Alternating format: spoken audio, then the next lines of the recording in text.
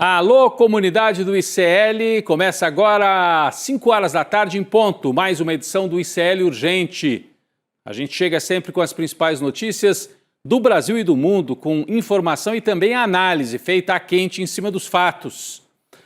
Dia 16 de julho de 2026, com a gente mais uma vez a Laura Coccio.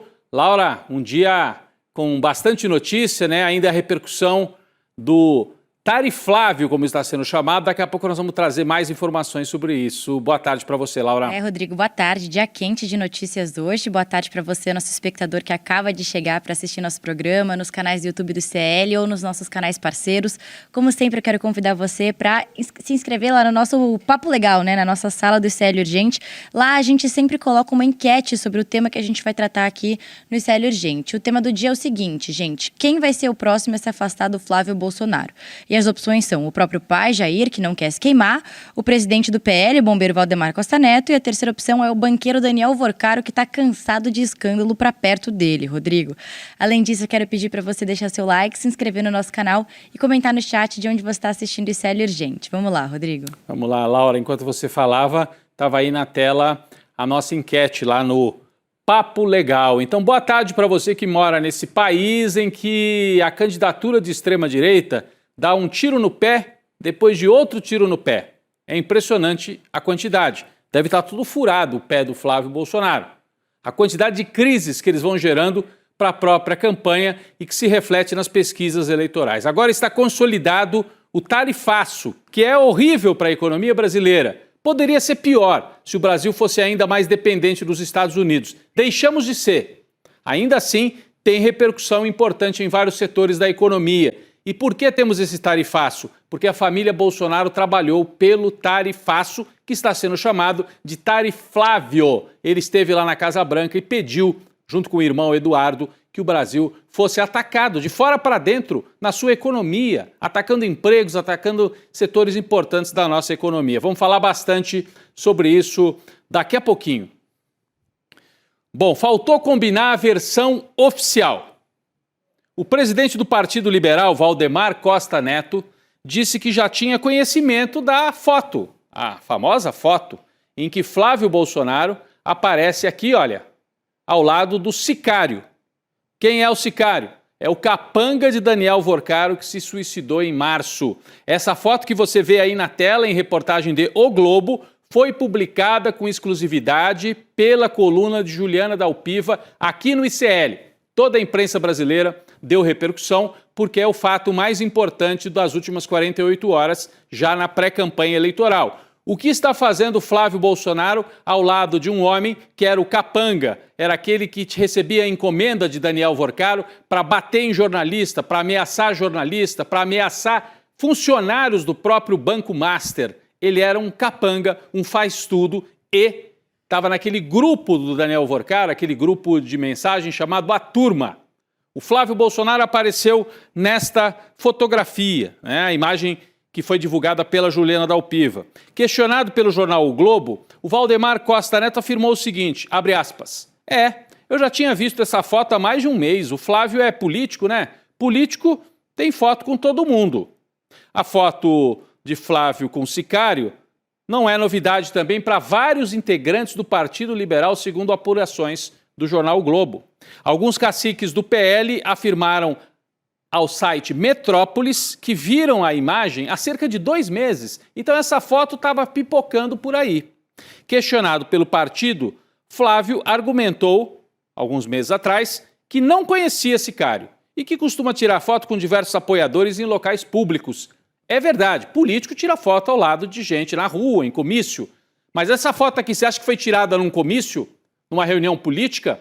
Olha para essa foto, gente. É uma foto de 2 pessoas num evento mais íntimo. O Flávio Bolsonaro sem camisa, parece que está na beira de uma piscina ou na beira da praia, num quiosque. Parece, né? Mas a apuração da Juliana Dalpiva é de que a foto foi tirada dentro de um hotel no Rio de Janeiro. Portanto, num evento com pouca gente. O Flávio Bolsonaro tratava Daniel Vorcaro, chefe do sicário, como meu irmão. Aí, irmão, manda o dinheiro. E o Daniel Vorcaro tinha como capataz, capanga, o sicário. que aqui faz a arminha, faz o sinal da arminha, típico do bolsonarismo, para tirar a foto. Então, a gente pode entender muita coisa desta foto e desta revelação feita por Valdemar Costa Neto. A Laura tem mais informações sobre esse fato. Laura. Rodrigo, a verdade é que nem o próprio Flávio sabe qual versão ele vai contar. Primeiro, ele enviou ao ICL Notícias uma nota dizendo que nunca viu a pessoa da foto e que não sabe qual é a procedência, nem se a imagem é real ou produzida com inteligência artificial. Pouco depois, a assessoria do Flávio distribuiu uma segunda nota e alterou essa versão inicial enviada ao ICL Notícias. Nessa versão foi retirado o trecho que dizia que o Flávio não conhece ou nunca viu o homem que aparece na foto, no caso o sicário. Além disso, incluíram o seguinte trecho: impossível o senador saber quem é cada uma das pessoas que se aproxima dele. E parte da nota que questionava se a imagem é real ou feita por inteligência artificial também foi cortada da segunda versão. Rodrigo. Curioso, né? Na primeira versão, Laura, não, pode ser inteligência artificial, né? Levantaram dúvida e eu vi postagens sobre isso, inclusive por parte de Paulo Figueiredo, né? Ah, isso aí tem cara de foto com inteligência artificial. Paulo Figueiredo não foi o único que disse isso. Tem gente que continua dizendo, é o Eduardo Bolsonaro, está batendo nessa tecla também. Olha só, postagem do Eduardo Bolsonaro sobre a foto que o Valdemar diz que viu. E que os líderes do PL dizem que viram. E ninguém desconfiou que fosse falsa a foto. O que diz o Eduardo Bolsonaro? É crise, mas é uma foto sem comprovação? Que não é. E imagine a qualidade do leitor e aí critica o ICL por ter publicado a foto. Então ele continua alimentando a ideia de que pode ter sido uma foto manipulada por inteligência artificial. Eduardo, você precisa combinar isso com o Valdemar Costa Neto, que confirmou a existência da foto. Como eles são atrapalhados, mas é isso que dá ter uma campanha que não tem uma coordenação de verdade, que é dominada por uma família, cujo patriarca está preso e cujo outro filho, Eduardo, está foragido nos Estados Unidos. Como é que você faz uma campanha com o chefe preso, com o subchefe foragido, e com um candidato que não sabe o que diz, que é o Flávio? Fica difícil. O Valdemar Costa Neto acaba conversando e falando demais e expõe a inconsistência da campanha. Imagine se essa gente voltar a governar o Brasil, o que vai ser? O caos. É por isso que muita gente na elite brasileira está caindo fora da candidatura do Flávio Bolsonaro, por causa de inconsistências como essa. Mas tem algo muito mais grave e é para esse tema que nós vamos agora. Virando a página para a economia. Dito e feito, o governo de Donald Trump anunciou a aplicação de uma tarifa adicional de 25% sobre dezenas de produtos brasileiros. Eu diria centenas de produtos brasileiros. E este tarifaço nasceu aonde? Nessa outra foto. Será que essa aqui foi com inteligência artificial? Pergunto para o Eduardo. Foi? Vocês não reconhecem a veracidade dessa foto? Dias depois, o Trump anuncia o tarifaço e ele mesmo publica a foto, Trump. Para deixar claro, esse tarifaço nasceu nesta reunião com a família Bolsonaro e o seu assessor, o neto de ditador, o Paulo Figueiredo. As tarifas entram em vigor no dia 22 de julho, daqui a pouco, daqui a alguns dias. E o governo estadunidense não descarta continuar negociando. Um diplomata dos Estados Unidos disse que a porta está aberta para as negociações. Mas por via das dúvidas já impõe logo o tarifaço. A administração Trump também fez um alerta. Se o Brasil optar por retaliar, e a retaliação nesse caso é econômica, ou seja, eles taxam de lá, o Brasil taxa de cá. Se o Brasil fizer isso, a Casa Branca vai adotar novas tarifas contra o país. Laura, você lembra que no tarifaço 1.0 do ano passado foi isso que aconteceu entre Estados Unidos e China, lembra? Sim, Estados Unidos taxaram, a China taxou de volta. Estados Unidos subiram a tarifa. A China subiu de volta.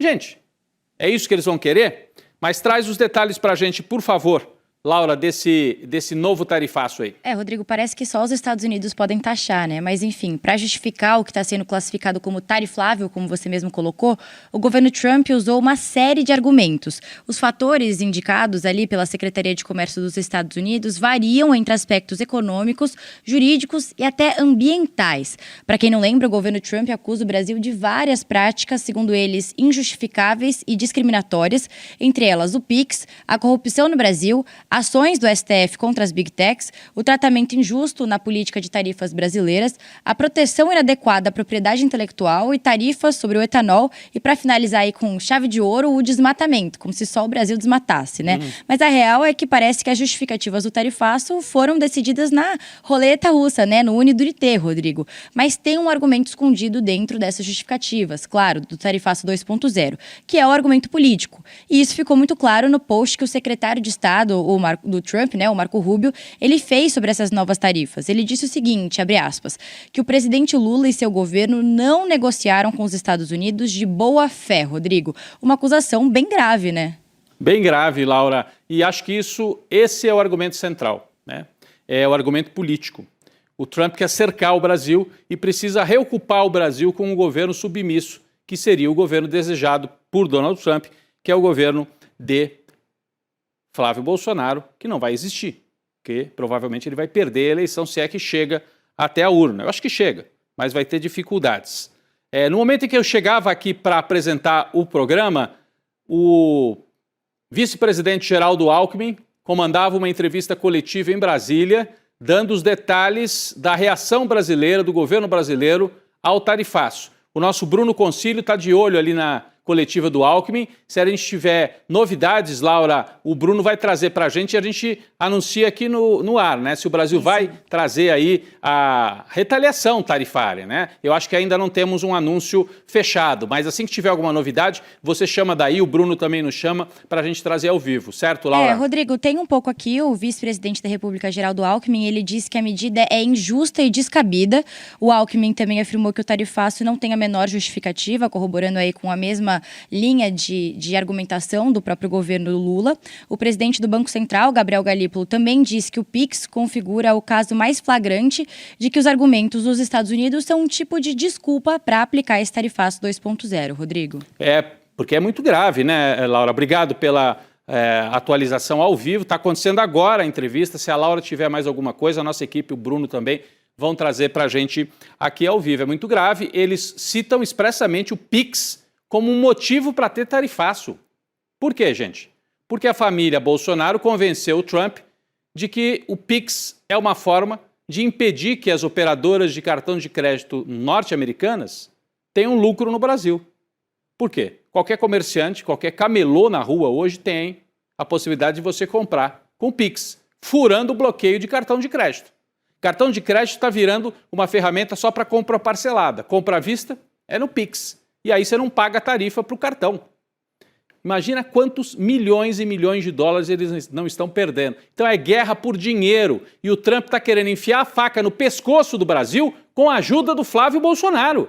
O Flávio já prometeu que, se for presidente, impede ou dificulta o uso do PIX pelos países vizinhos aqui do Brasil. Porque o Brasil pode exportar essa tecnologia para outros países aqui da América do Sul.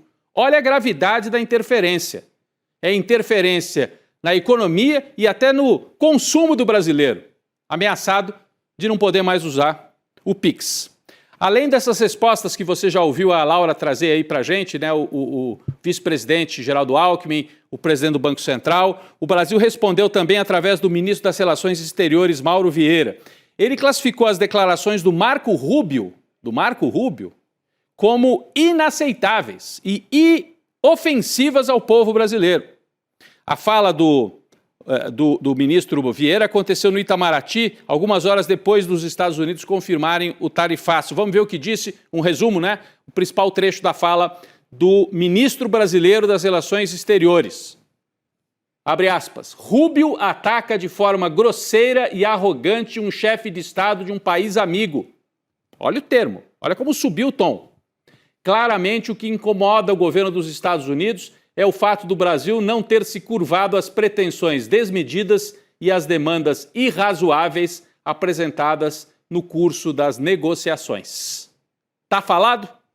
Tá falado. Isso vai virar tema de campanha e o Flávio Bolsonaro vai ter que explicar por que apoia a interferência dos Estados Unidos na economia e na vida dos brasileiros.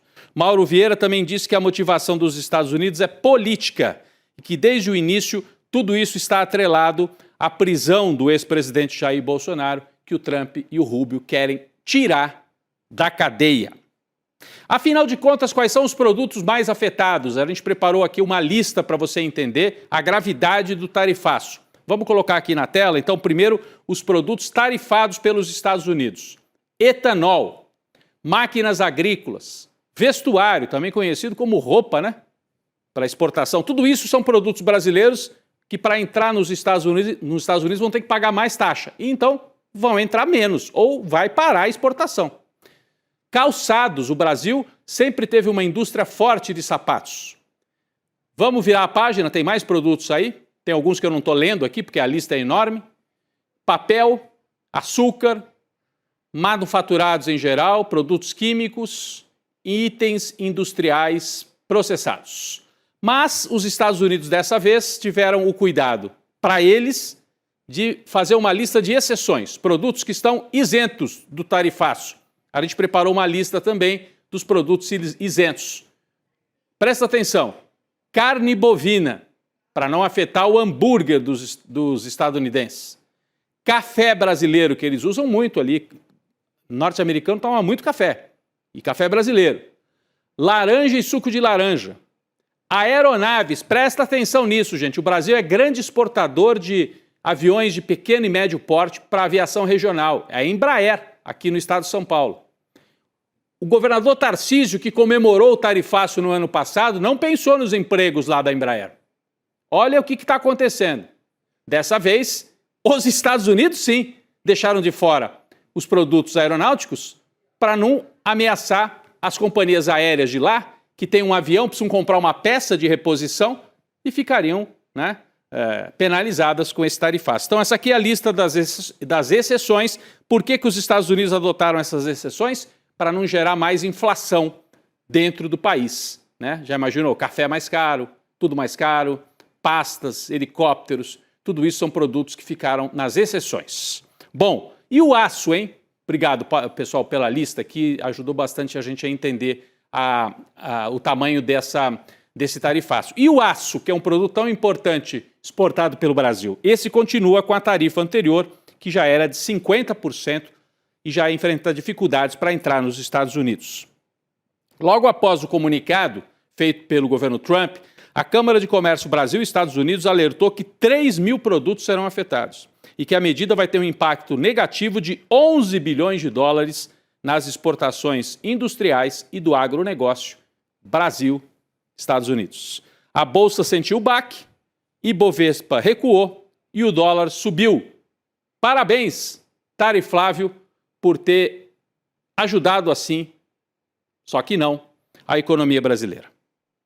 Bom, mesmo com as ameaças de Trump, o Brasil não descarta adotar o que a gente explicou aqui já, o princípio da reciprocidade, né? Fazer uma retaliação tarifária contra os Estados Unidos. Num comunicado emitido durante a madrugada, ainda o governo Lula fez duras críticas aos Estados Unidos e vinculou as tarifas à ação da família Bolsonaro. É a manchete no nosso portal. Governo Lula prepara ação de reciprocidade e culpa a família Bolsonaro. Quem atualiza para a gente é a Laura, por favor. Rodrigo, na nota, o Brasil diz que vai iniciar imediatamente os trâmites para acionar os instrumentos previstos na Lei da Reciprocidade, aprovada por unanimidade no Congresso Nacional. E também diz que vai retomar o tema no âmbito do Mecanismo de Solução de Controvérsias da OMC, a Organização Mundial do Comércio. Além disso, o governo brasileiro sinalizou que a taxa conta com a cumplicidade da extrema-direita brasileira.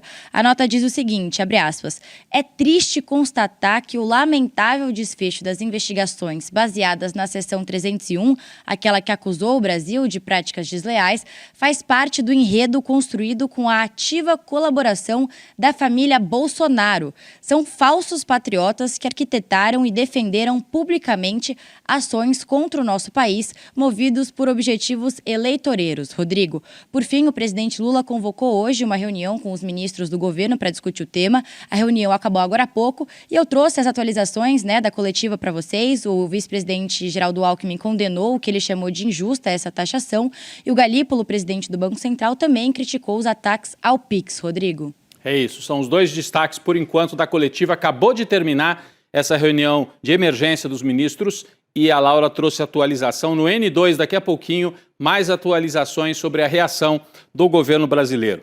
Obrigado, Laura. Adivinha quem é que se manifestou sobre o tarifaço? Ele mesmo, o próprio Tariflávio, né? Em um post no X, o pré-candidato à presidência afirmou, abre aspas, Lula não tem mais condições de ser o presidente do Brasil. Estamos num avião sem piloto. Quem olha para o Lula não enxerga futuro, enxerga passado. O Brasil tem futuro. Gente, mas que cara de pau, depois de provocar esse caos na economia, o Flávio Bolsonaro publicar essa nota. Ele foi além, né, de fazer uma mera cartinha. O 01 chegou a postar um vídeo, além dessa postagem nas redes, em texto, ele postou um vídeo reafirmando que o tarifaço é culpa do Lula. Parece que bateu ali um certo desespero. No vídeo, o Flávio lê um post, adivinha de quem que ele leu? O Flávio, no vídeo, lê um post de Marco Rubio. O candidato a presidente do Brasil lê um post do Marco Rubio, secretário de Estado do Trump. É como se o Flávio fosse oficialmente porta-voz do Marco Rubio no Brasil. É impressionante. Quem é que faz a estratégia de campanha desse rapaz? É um tiro no pé atrás do outro. O pé dele vai virando uma peneira. Flávio não foi o único, né? Não foi o único pré-candidato à presidência que se manifestou sobre o tarifaço. Laura, quem mais falou sobre o tarifaço? Por favor, atualiza pra gente. Rodrigo, o Ronaldo Caiado, pré-candidato pelo PSD, ele optou pelo caminho clássico daquela terceira via. Ele criticou tanto o Flávio Bolsonaro quanto o Lula e depois alertou para o risco de quebra de setores da economia. Até porque Goiás é o estado que é o estado que o Caiado governava até março desse ano, é o segundo maior produtor de etanol do Brasil, o produto que entrou no tarifaço do Trump, como você mencionou agora há pouco. Depois do Caiado, foi a vez do Romeu Zema, agora do Partido Novo, falar sobre o tarifaço. Em nota enviada à imprensa, o ex-governador de Minas Gerais também condenou a medida anunciada pelo governo Trump e jogou a culpa em quem? No governo Lula, Rodrigo. Ele disse que o governo brasileiro errou nas negociações, criando atritos desnecessários e adotando um discurso eleitoreiro, Rodrigo. É isso, então você trouxe aí as duas repercussões do Caiado e do Romeu Zema também sobre o tarifaço. Bom, a direita pode tentar colocar a culpa no Lula, mas a opinião pública acho que não acredita muito nisso, não. Ontem a gente trouxe os números da pesquisa Quest, mostrando o Lula avançando mais um pouco nas pesquisas eleitorais, e essa mesma pesquisa Quest tem um recorte sobre a questão das tarifas. Olha só o que a Quest perguntou para os brasileiros. Vou ler aqui a pergunta, tá? Lula acusa Flávio de ter pedido tarifaço contra o Brasil. Flávio nega e diz que pediu a Trump para não taxar o país. Com quem você concorda mais? Olha só, 51% concordam com o Lula, 30% concordam com o Flávio. Me parece que o Flávio está levando uma surra na comunicação.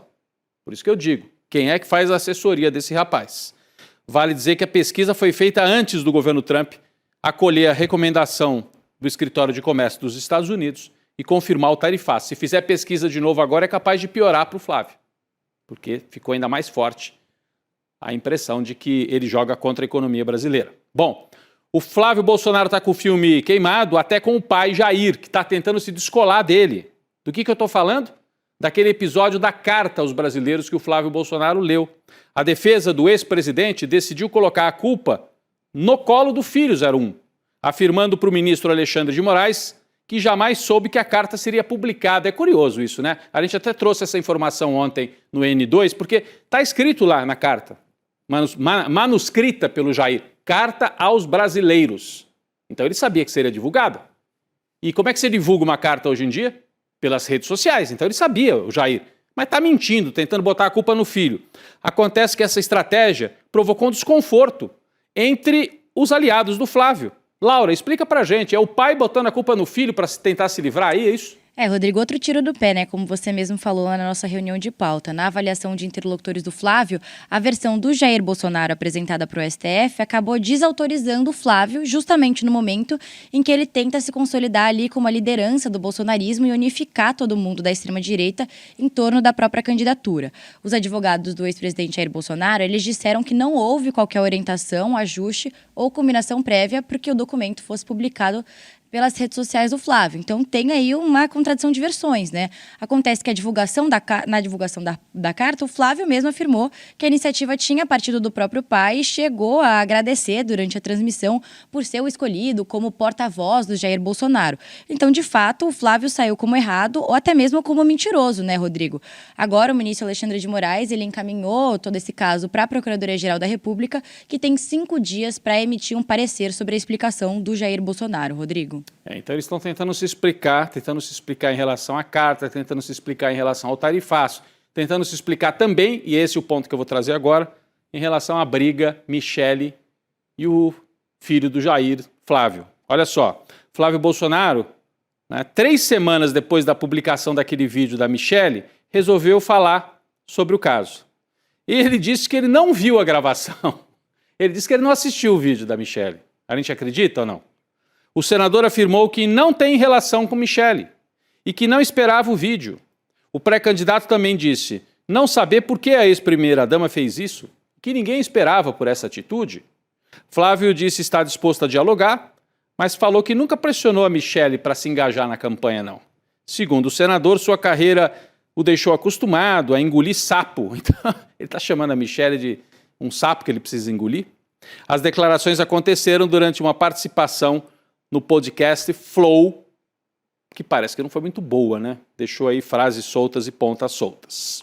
Vamos atualizar aqui palanques eleitorais pelo Brasil. Importantíssimo, a gente sai de Flávio Bolsonaro e vai para o lado do presidente Lula. Vamos falar do presidente Lula, o palanque em Minas Gerais. O PT oficializou a escolha do deputado federal Patrus Ananias como candidato a governador de Minas. Patrus já foi prefeito de Belo Horizonte, lá nos anos 90, foi ministro do Desenvolvimento Social na época do primeiro governo Lula, ele que implantou o Bolsa Família. Ele tem isso no currículo dele.